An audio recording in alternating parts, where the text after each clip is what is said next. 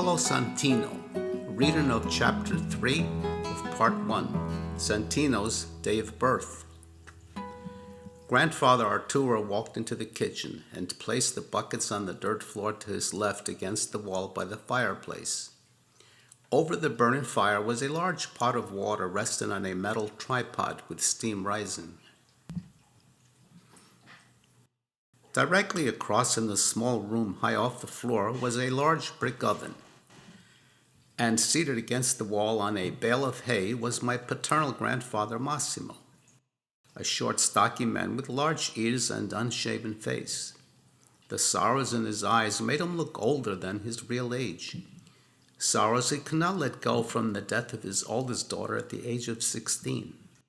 And then, a few years after the birth of their 9th child, his wife also passed. Arturo looked up from setting the buckets down and said, "I heard my daughter screaming as I was coming up the walkway. Has anything changed yet?" "No, nothing's changed. It's all the same," responded Massimo. Bartolo rushed in from outside with an armful of firewood, and the family dog Matilda looked through the doorway while panting.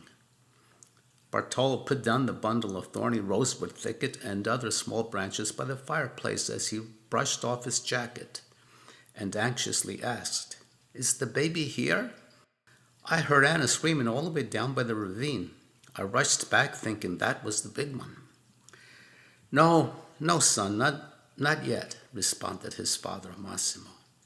Arturo walked over to another doorway and looked down the hallway and saw his youngest daughter, 13-year-old Fabrizia, walking over. Recognized by many as the prettiest of his 3 daughters. The eldest, Flavia, the ugly duckling due to her very dark complexion, who after a couple of years of marriage immigrated to Argentina with her husband in search of a better life. Anna, considered the second prettiest, was about to give birth to her 2nd child. Fabrizia held up the empty bucket, and Arturo led her over by the fireplace, and he asked her, "How is your sister doing?" Bartolo quickly interrupted, "Did the baby come yet?" No, Bartolo, not yet," responded Fabrizia as she turned back to her father, and in a grave tone said to him, "She's holding tough, Padre, but she is in pain. The midwife thinks we might have to summon the doctor." Fabrizia turned to Bartolo and said, "Stay here in the kitchen in case the midwife wants you to go for the doctor. Don't go anywhere, not even for firewood. Let the others do it." Bartolo responded with curiosity, "But what's happening? Is something wrong? This is our 2nd baby. It should be a lot easier, no?" Justina, the midwife's assistant, came into the kitchen and frantically looked around, and then directed her stare at Bartolo and said, "Bartolo, come inside right away. The midwife wants to talk to you." Si, pronto, what's wrong?" said Bartolo as he rushed past Fabrizia. He continued down the hallway while the midwife shouted from inside, "Fabrizia, bring the hot water now." Justina, facing the men in the kitchen, explained, "The midwife thinks the baby is breached. She wants Bartolo to get the doctor." No sooner were those words uttered, the front door was heard slamming shut, and Bartolo rushed up the driveway. As he sprinted past the wide-opened gates, he heard his wife screaming in pain, and thus intensified his walk into a military trot on his journey into town. In the kitchen, Bartolo's father Massimo stopped stirring the fire, and he and Arturo grabbed empty buckets and both went down for refills. They glanced up the driveway at the wide-opened gates as they walked by to make their way down the walkway to the spring fountain. Inside, by Anna's bedside, was her mother holding a cup of homemade cappuccino to help Anna push during the contractions. Mother lowered the cup to her daughter's lips, and Anna turned her head away while screaming out in excruciating pain. Antonetta, a short, petite woman wearing her black turban-like headgear, was never one to be turned down, but this time she understood what her daughter was going through and said to her, "Be strong, my daughter, be strong. We were made for these moments." Bartolo, at double speed, made his way through the atrium at Dr. Adasca's house in the center of town. Their car was parked closer to the house wall, away from the date-littered entrance. The huge palm tree on the right was elevated a foot or so above the slate-paved ground. There was a very cool air in this atrium, as other heavy-leaved green plants spanned to the left and right of the palm tree and were joined by a circulating fountain. Bartolo looked through the sliding glass doors, left ajar with curtains half drawn, and was met by the startled eyes of Mrs. Susanna Idaska. She quickly rose from sitting on the couch by a coffee table and rushed up to him at an alarming speed, as she sensed a real urgency. She quickly called out to her husband, Dr. Vincenzo Idaska, in the next room. Having heard her call, he shouted down to the lower level, and his father rushed up the stairs with his medical case in hand, while adjusting his right arm into his jacket. Bartolo never got to express himself as the old Dr. Miguel Idaska led the two men out the door and said to his son, Vincenzo, presto, presto, hurry, hurry, get in the car. Anna's screams speared into the kitchen where the men's heads sunk into their chests. In the bedroom, the midwife stared at the baby's feet slightly showing. Fabrizia stacked clean towels on the table. Antonetta dabbed Anna's forehead with a cool wet towel, and Justina, the dear neighbor of Anna, paced from the table to the front door, back and forth. At the sound of a car entering the driveway, Justina dashed to open the door and listened to the men's chatter as they walked down the driveway and up to the door. The old Dr. Idaska entered the house, looked back and said, Bartolo, come inside with us. Then turned to Justina and said, Buongiorno. Greetings were returned by the women as the three men rushed forward. The old doctor stopped at Anna's bedside and said, I'm sorry to find you with complications, but let's think that all will be well. The young Dr. Vincenzo, with concern, called out to his father, Please, doctor, come here. The senior doctor walked over at the foot of the bed and gasped at the sight of the protruding baby's feet and called out, Bartolo, bring the table close to the bed here, all cleaned off, please, quickly. To which Bartolo responded, Si dottore, subito. The two women scurried to help clear the table, and Fabrizia assisted Bartolo in moving the table by the foot of the bed as the two doctors convened.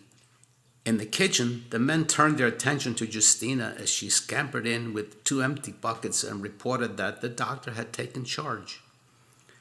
A loud scream from Anna pierced the air in the kitchen, and the men's heads sunk further into their chests. Fabrizia came in looking for Justina, and the men asked for an update.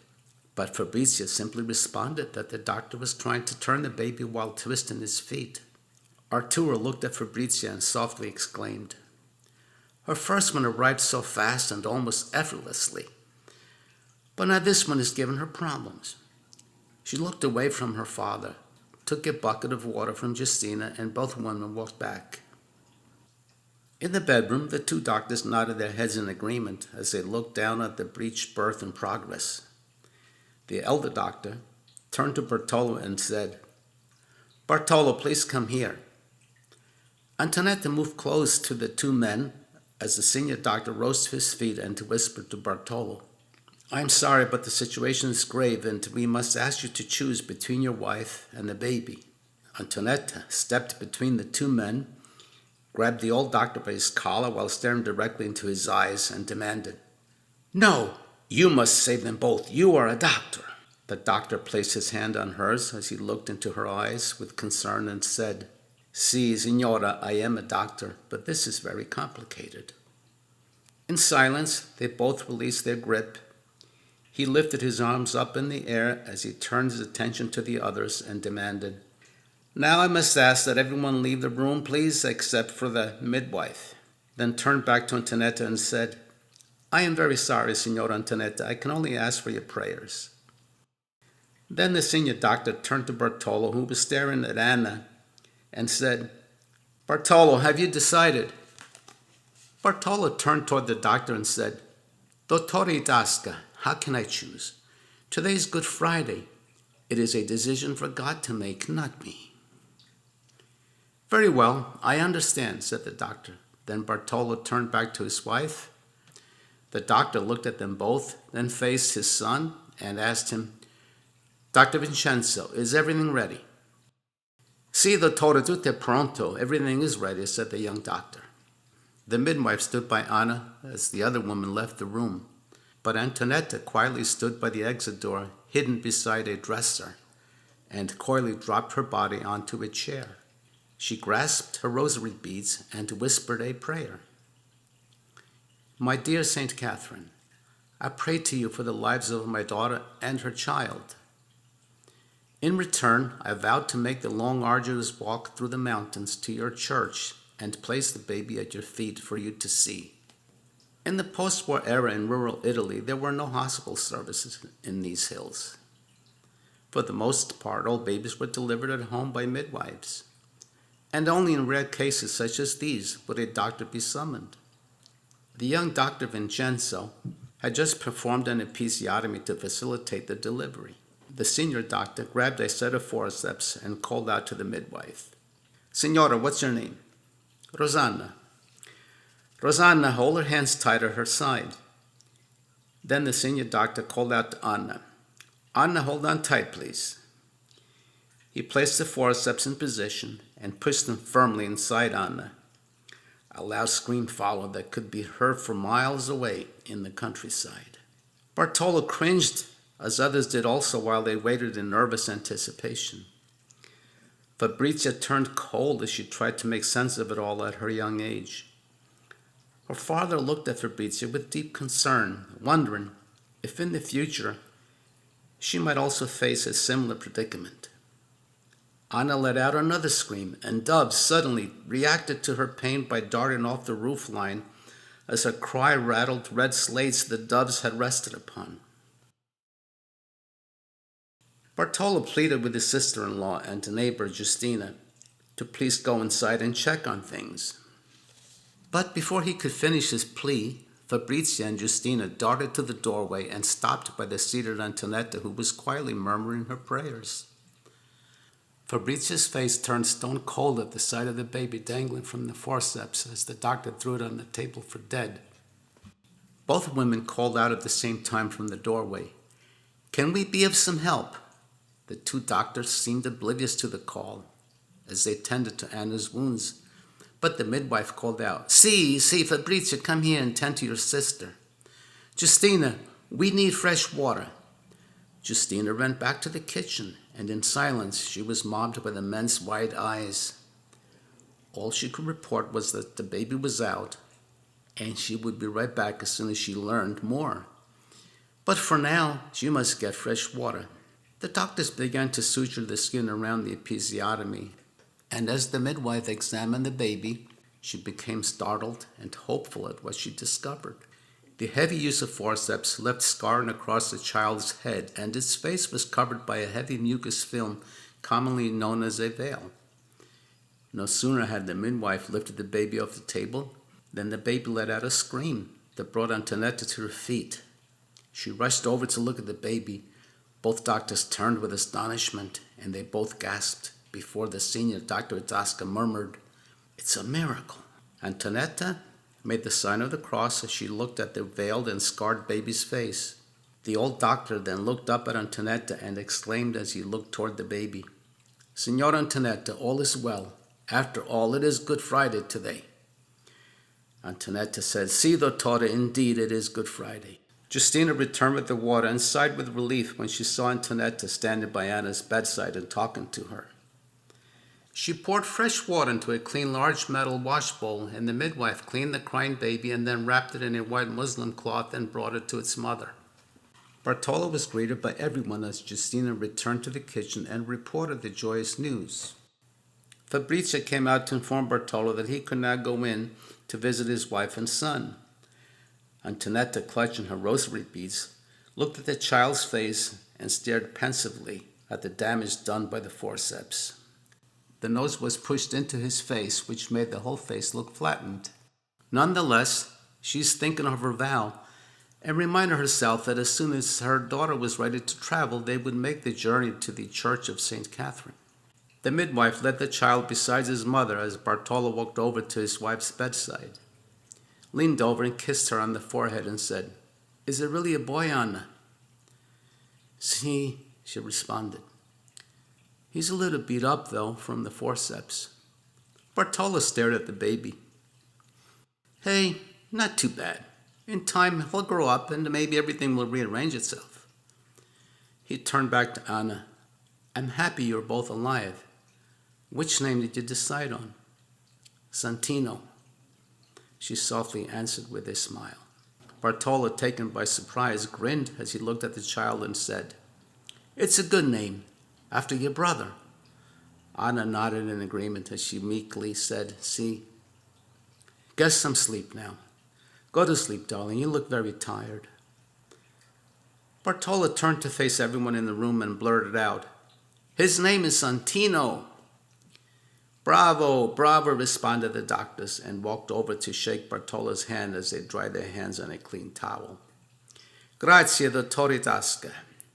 And you, Dr. Vincenzo, you have performed a miracle here today. The young doctor looked at Bartolo and said, The miracle is from God. We simply assisted with our work. The senior doctor then said to Bartolo, Make sure she does not get up out of bed. We will come by tomorrow. Dr. Vincenzo looked up at his father and said, Well, father, shall we go? Yes, son, I'm ready. Both doctors looked at everybody and said, Goodbye and happy Easter. Grazie tanto, and anche voi, dottori. Thank you very much, and you as well.